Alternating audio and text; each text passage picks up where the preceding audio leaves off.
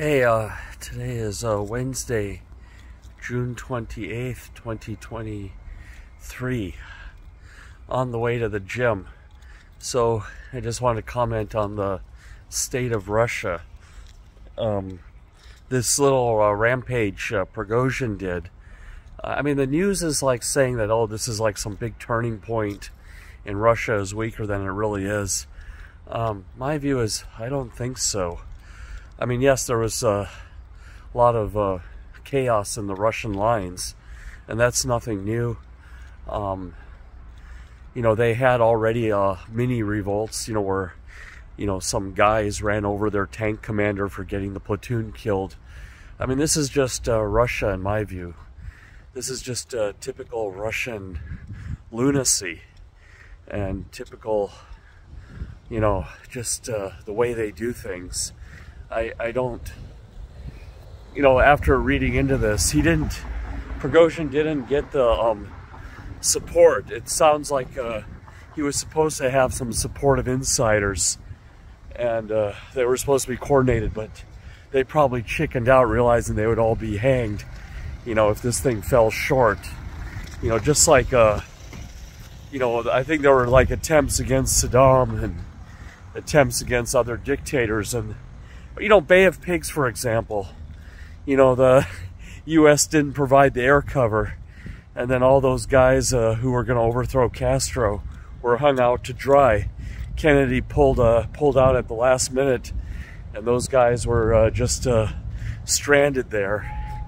It's just like in this Tom Clancy movie, Clear and Present Danger, when they pulled the support for the special forces, and then the drug cartels were hunting them down, and then Harrison Ford had to go to the rescue.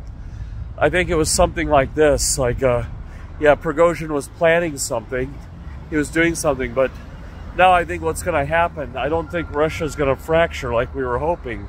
You know, you need money and support and backing for this, and you know, Joe Biden is distancing himself, that the CIA had nothing to do with this, and I kind of believe that. I kind of believe this was kind of poorly planned, typical Russian management. Russian, I mean, they're good in chess, but they're not good in life, you know, like in planning stuff, so it appears. You know, they're very good at like just throwing waves of people, you know, a short distance from their border, but they're not very good at the expeditionary warfare. You know, they're very good at propaganda. But you know, back to this. What can we say here? Yeah, no support. No, it wasn't really thought out. And instead of inspiring, this will inspire other uprisings and rebellions. I think Putin is going to go on a killing spree. I think he's going to go full paranoid now, and a lot of people are just going to get poisoned. I think now he's going to become, you know, maybe that'll work to our advantage. I mean, then more yes men of his will get promoted, and they don't need to think. All they have to do is just go draft the millions of young guys they have, and you know, every second guy gets a gun, and just keep throwing waves and waves at Ukraine. You know, and the West is going to have to get more efficient at manufacturing ammunition. I mean, it's going to definitely create an age of innovation in the weapons industry. We have to get the costs down, you know, of the weapons. We have to get the Patriot missiles down from $3 million each to, you know, $30. You know, you know, maybe $30,000 per missile or something. You know, I don't know, if they go full mass production and, you know, manufacture those things like they manufacture Ford F-150s. You know, maybe they can drive those costs down.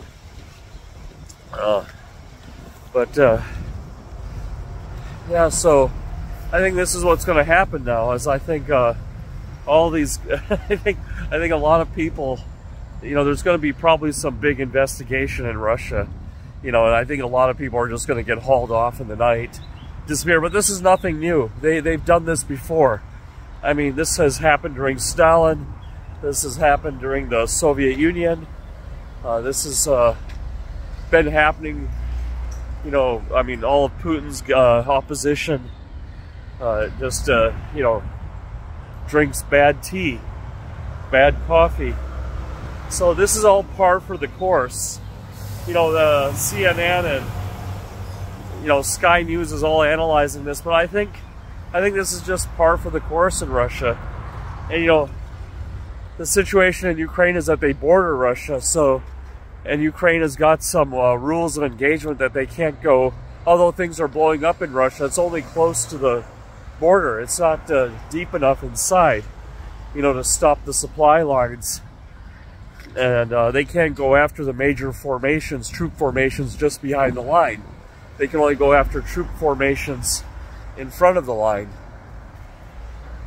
So this is, I think this is just a blip in the news, you know, and I'm pretty sure Prigozhin is a dead man.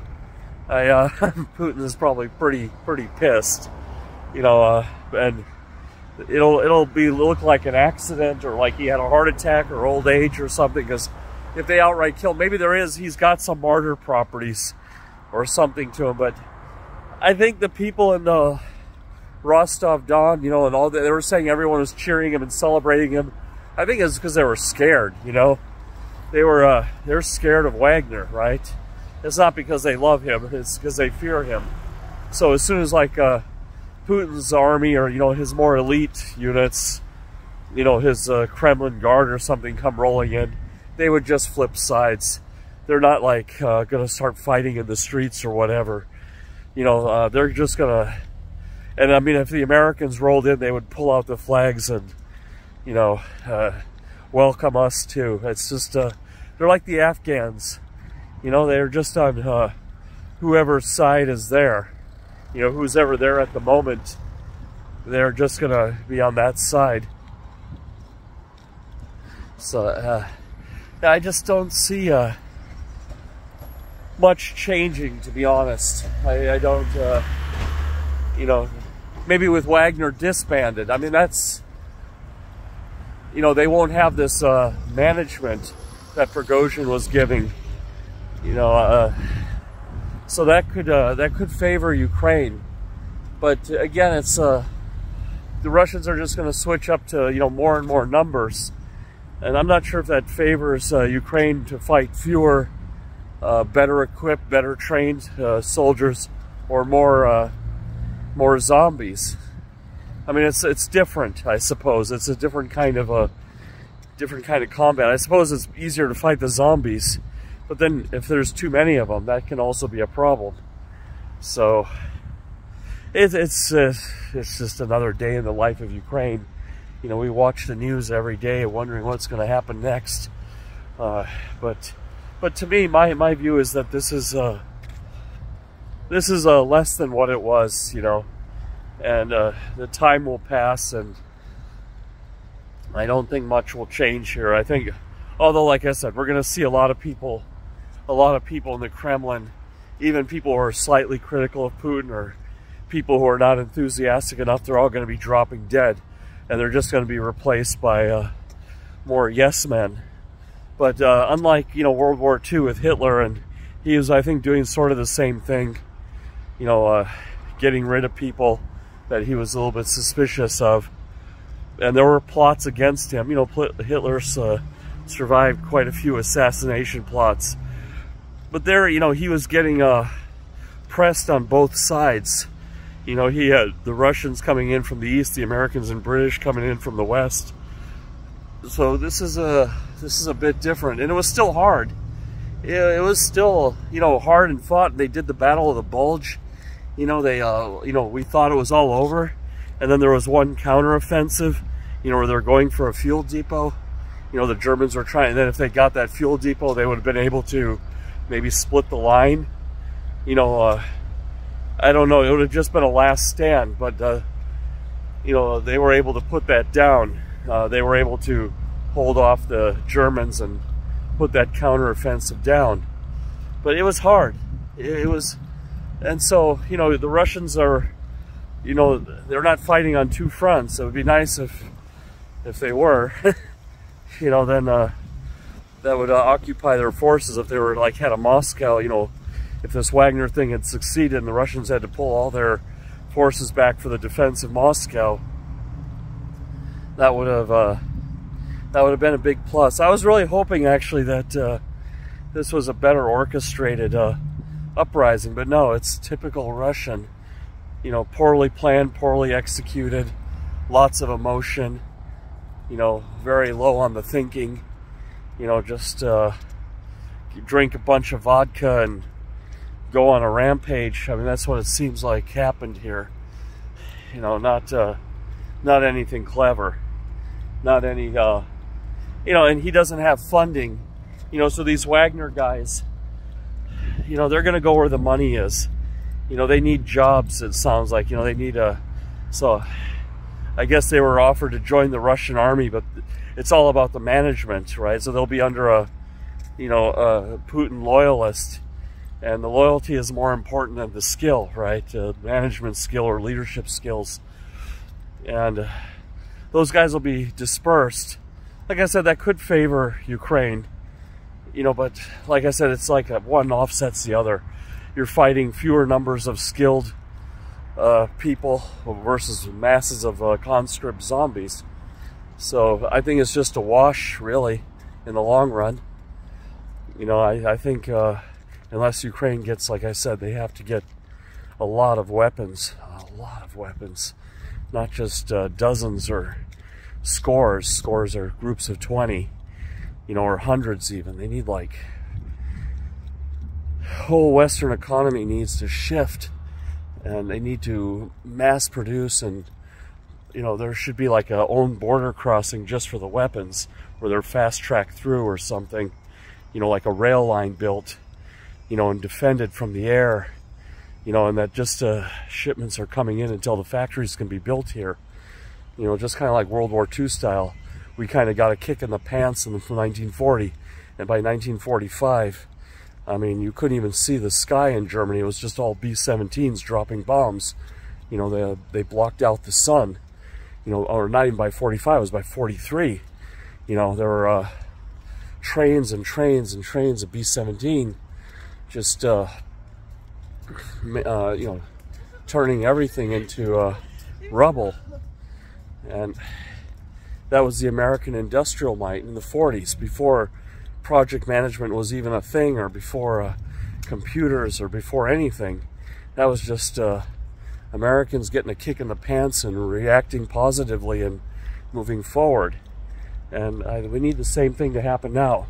If they did that in 3 years, I think in 6 months, if the US really wanted to and Europe really wanted to, they could just produce crazy amounts of ammunition, enough to take care of the zombie army.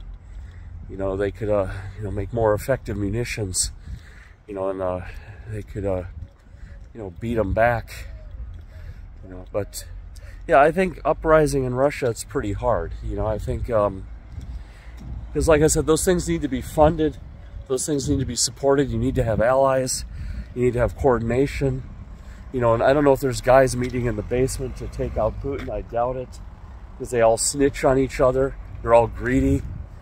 You know, so if they snitch, they get a yacht, or but eventually they get killed too, because they were there, you know.